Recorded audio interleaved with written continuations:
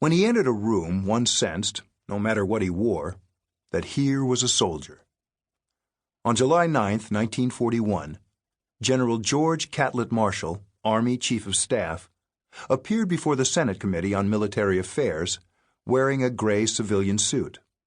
Tall, shoulders squared but not conspicuously, chin receding slightly, thin lips compressed in a line of firm resolution, a figure exuding dignity and authority.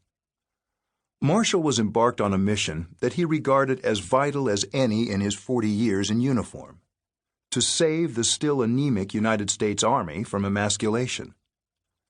Unless the committee could be persuaded to report favorably on a bill to extend the draft, the nation's first peacetime draftees would soon complete their required 1 year of service and head home. Because President Franklin Roosevelt desperately wanted the draft extended, he had sent the less politically divisive Marshall to Capitol Hill to serve as point man before the committee. Marshall began his testimony. "If the term of service of the National Guard and of the selectees is not extended," he warned, "under existing limitations of the law, almost 2/3 of our enlisted men and 3/4 of our officer personnel will have to be released after completing 12 months of service." He mounted a strong finish, citing the disaster of an expired draft on a vital garrison: the great naval base of Pearl Harbor. Debate over the initial draft law the year before had been stormy. Upstate New York Republican Congressman James Wadsworth introduced the legislation on June 20, 1940, 2 days before France gave up the fight against Nazi Germany. His championing of military service had a long pedigree. His great-grandfather, William Wadsworth, had been a brigadier general in the War of 1812. His grandfather, also James and a Civil War general, was killed in the Battle of the Wilderness. Wadsworth himself had served in the Spanish-American War. Wadsworth's measure, H.R. 10132, bore the ringing title, "A Bill to Protect the Integrity and Institutions of the United States through a System of Selective Compulsory Military Training and Service."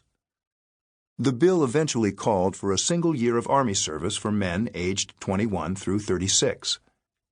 It sought to strengthen readiness, while keeping America out of the war raging in Europe, by barring draftees from serving outside the United States, except in America's overseas possessions. In the America of 1940, public interest in a far-off conflict remained low. Moviegoers were flocking to the season's hits: Walt Disney's Fantasia, W.C. Fields and Mae West in My Little Chickadee, and Katharine Hepburn and Cary Grant in The Philadelphia Story.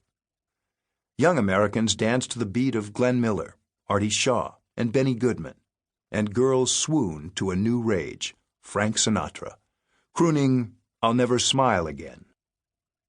Sports fans flocked to watch their heroes of the diamond, the gridiron, the tennis court, and the ring: Joe DiMaggio, Sammy Baugh, Don Budge, and Joe Louis.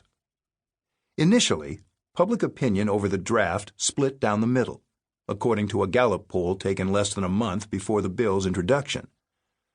But as Europe's dominoes began to fall before the Nazi onslaught, Denmark, Norway, Holland, Belgium, and most shockingly, the swift collapse of France, American public opinion began to shift.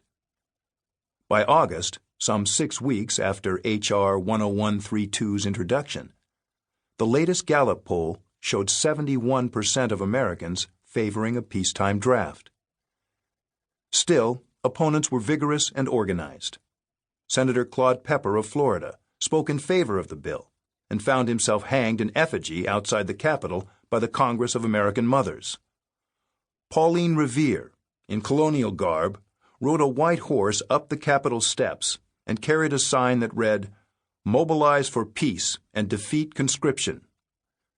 The isolationist America First Committee boasted among its members former President Theodore Roosevelt's outspoken daughter, Alice Longworth, aviation hero Charles Lindbergh, and Hollywood star Lillian Gish.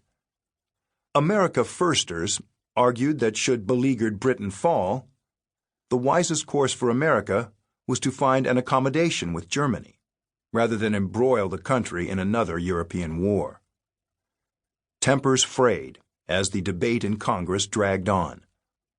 Martin Sweeney, an isolationist Ohio Democrat, denounced the bill as a Roosevelt ruse to drag America into the conflict. Mr. Beverly Vincent, a representative from Kentucky, called Sweeney a traitor and a son of a bitch. Sweeney took a swing at Vincent, who counterpunched with a hard right to Sweeney's head. The House doorkeeper described the fracas as the best fistfight he had witnessed in his 50 years in his post. On September 14th, after being amended 33 times, the draft bill carried handily by 47 to 25 votes in the Senate and by 232 to 124 in the House. 2 days later, the President signed the first peacetime draft.